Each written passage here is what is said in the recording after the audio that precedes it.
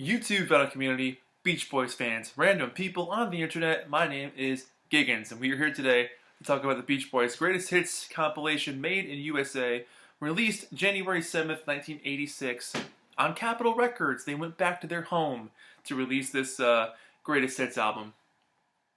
I wanted to talk about this one because, one, finally finding one on vinyl. This took a long time to discover on vinyl. I don't do a whole lot of online shopping with records.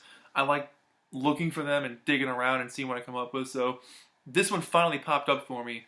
I was very excited about it. And I was also particularly interested in it because it's not the gatefold style like the normal one is. This is the RCA Record Club edition. So there's the little tag at the bottom there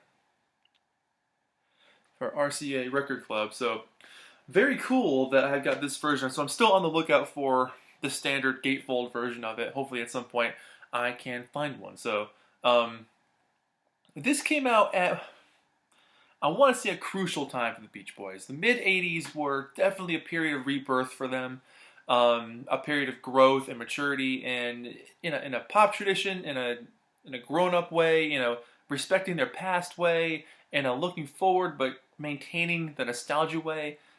They were growing as a band and growing as people, but so much had happened up until the point of the release of this thing. Obviously, the 80s started out really shaky for them. Carl leaving for a few years to do a couple solo albums. The band just being kind of fractured, even more so than they had been in the late 70s. Brian being kicked out to go to rehab and get himself straight with Landy. And of course, Dennis Wilson tragically dying. So a lot happened. And in that time, they became America's band. They started really heavily focusing on the oldies. And Carl had made a big point in the early 80s to be like, you know what, I'm not doing this anymore unless we're focusing on new music, going forward, creating something new, striking new ground. And that's why he left to do something completely different. His solo albums are really, really interesting because it's nice to hear him do non-Beach Boys stuff. It's kind of cool. So with that, Carl came back into the fold, and they started working on a new album, which became the self-titled album, released in 1985. That album is actually really pretty decent, and I'll do a review of it at some point, but it's got a lot going on for it in terms of growth, but a really nice pop approach that also kind of keeps a little bit of the past, but sounds current at the time. So I don't think that album gets enough credit that it deserves. Definitely the Landy element that's on there, having co-written some of the songs and gotten his name on the original album, definitely leaves a taste in people's mouths that they don't want to think about. But there are some really great songs on there, like, It's Getting Late, Get You Back, She Believes in Love Again. Some good stuff on there. Which leads up to this thing. This thing celebrates the 25th anniversary of the band. It celebrates them coming back to Capitol Records for the first time since 1969 or 70. It had been a long time. What I do find interesting about this set, beyond it being a really good greatest hits album, there's a couple of tracks on here that kind of blow my mind. Where are we here? Rock and Roll Music and Come Go With Me. Both of those songs are on here, and they are the only two songs from the 70s that represent the Beach Boys' decade away from Capitol. Decade plus, really. What I want to learn more about is how these two songs came into Capitol's acquisition. I know within a few years after this being released, the two first CDs started coming out with two albums on one CD, so that was the beginning of the Beach Boys getting on CD. Maybe they acquired the rights to their 70s stuff at that time. I don't know. But nonetheless, they were back with Capitol for the first time in years, and they were going to put out this and a couple more singles and the Still Cruisin' album. So within the span of like 86 to 1990, they were back with Capitol. But overall, a pretty solid selection of tracks on here. I mean, the first side covers like your cars and beach stuff, the really early stuff. Side 2 covers some more car stuff, but just the general fun, being alive, being a teenager, being young kind of feel. Side 3 is basically Pet Sounds, but with heroes and villains added. And side 4 is what I feel probably the most interesting side. Do It Again, Rock and Roll Music, Come Go With Me, Get You Back, Rock and Roll to the Rescue, and California Dreamin', the cover of the Mamas and the Papas song.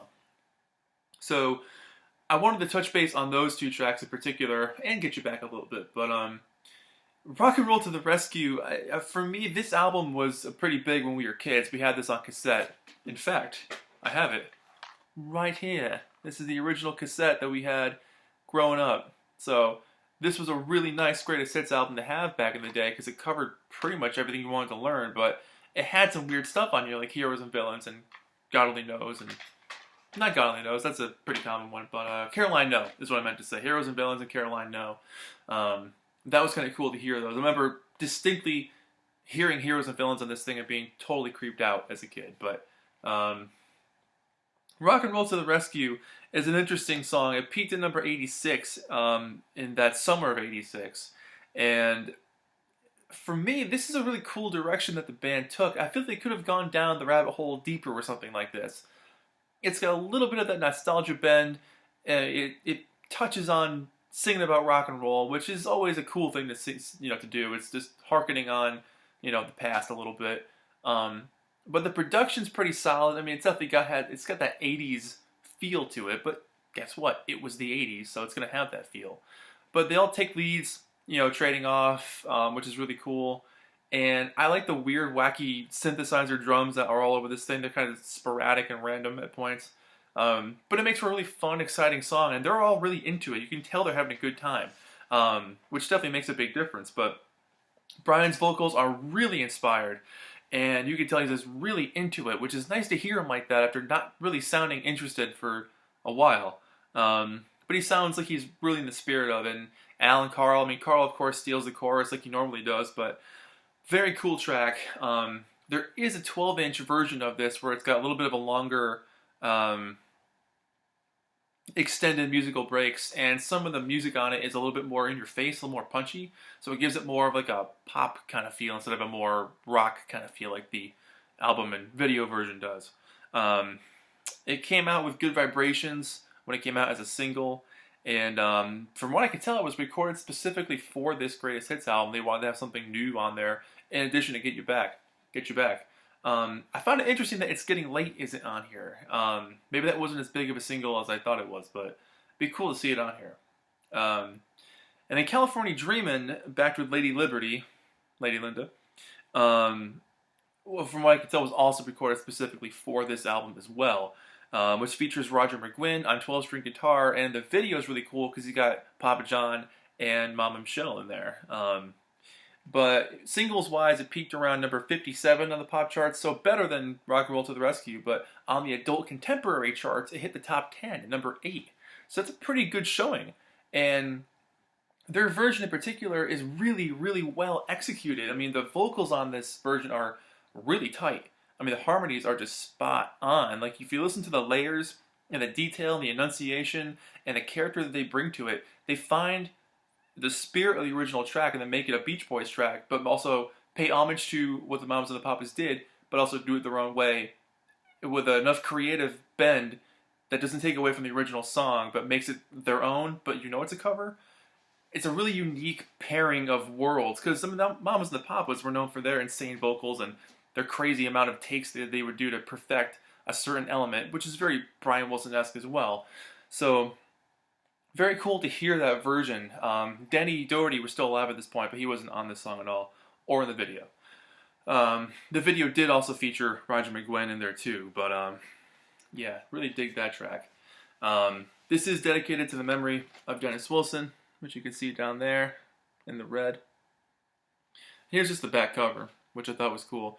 And up until recently, this picture of Alan Bruce, I never saw Mike in the background.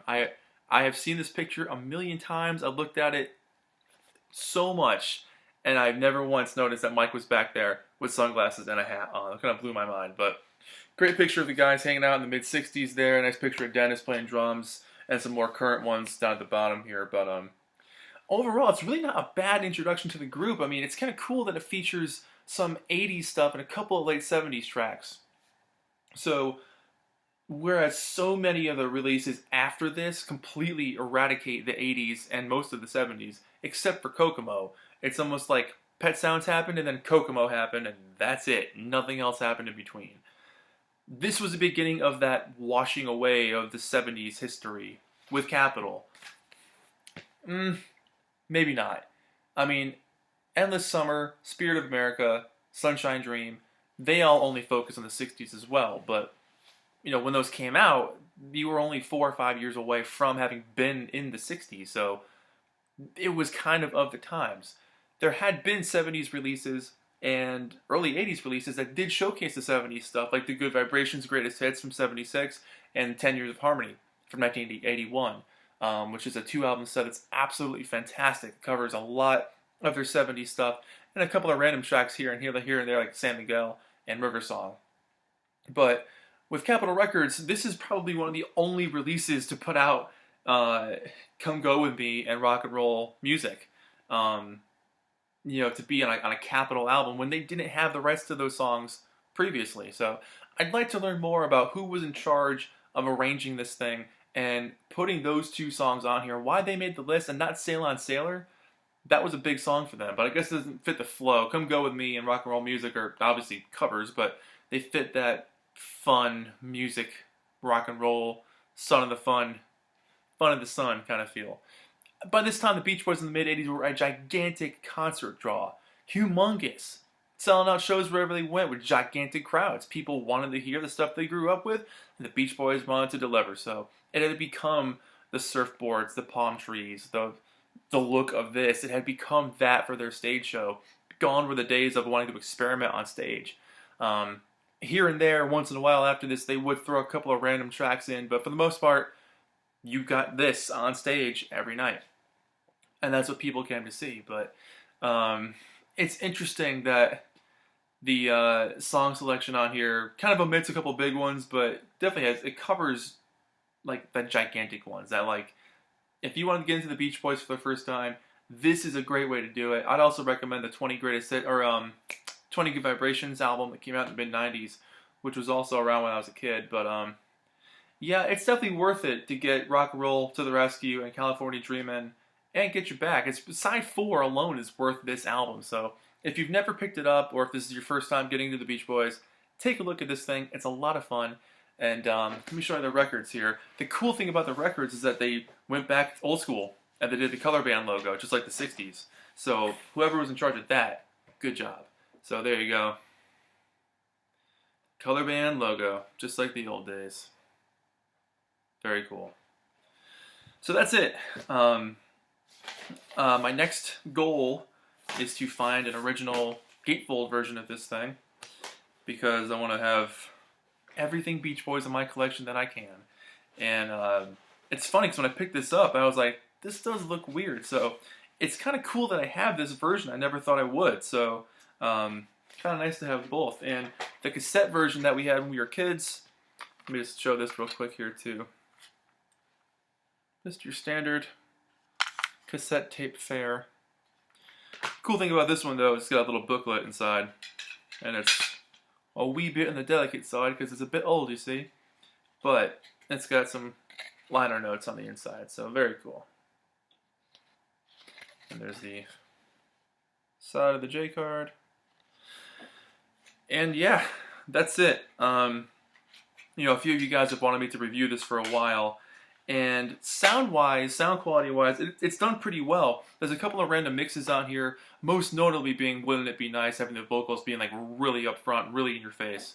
But overall, the rest of the sound's pretty decent.